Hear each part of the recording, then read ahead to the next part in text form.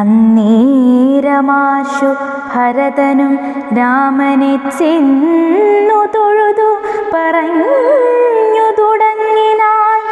രാമ രാമ പ്രഭു രാമ മഹാഭാഗ മാമകവാക്യം ചെവി തന്നു കേൾക്കണം.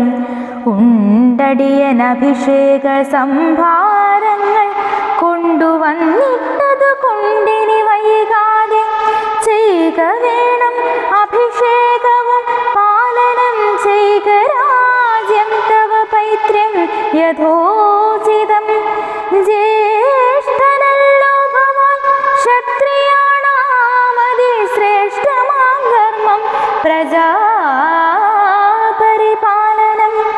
അശ്വമേധാദിയും ചെയ്തു കീർത്തിയാചിരം വിശ്വമെല്ലാം പരത്തി കുലതന്തവേ.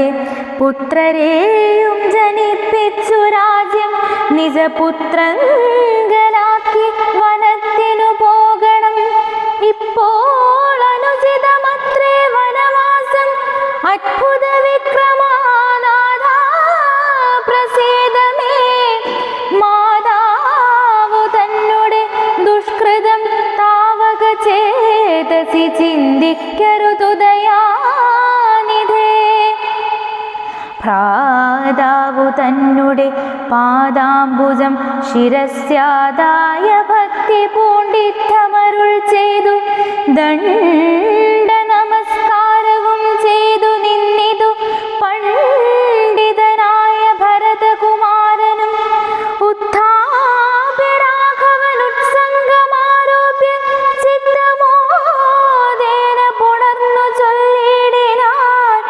മദ്വാക്യമത്ര കേട്ടാലും കുമാരനീ യത്തയോക്തം മയാ തത്തദൈവ ശ്രുതം.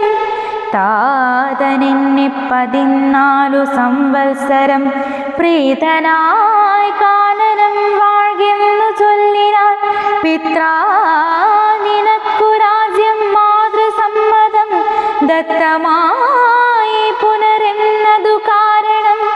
ചേതസാ പാർക്കിൽ നമുക്കിരുവർക്കും ഈ താതനിയോഗമനുഷ്ഠിക്കയും വേണം. യാതൊരുത്തൻ പിതൃവാക്യത്തെ ലംഘിച്ചു നീതിഹീനം വസിക്കുന്നിതുഭൂതലേ.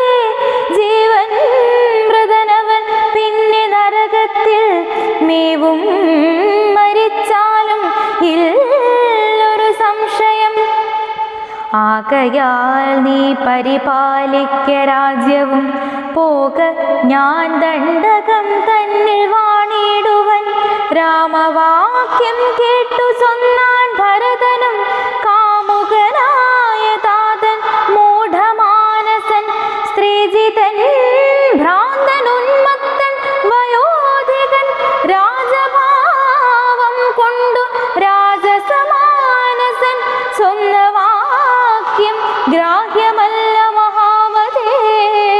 മന്നവനായി ഭവാൻ വാഴ്ക മടിയാതെ എന്നു ഭരതവാക്യം കേട്ടു രാഘവൻ പിന്നെയും മന്ദ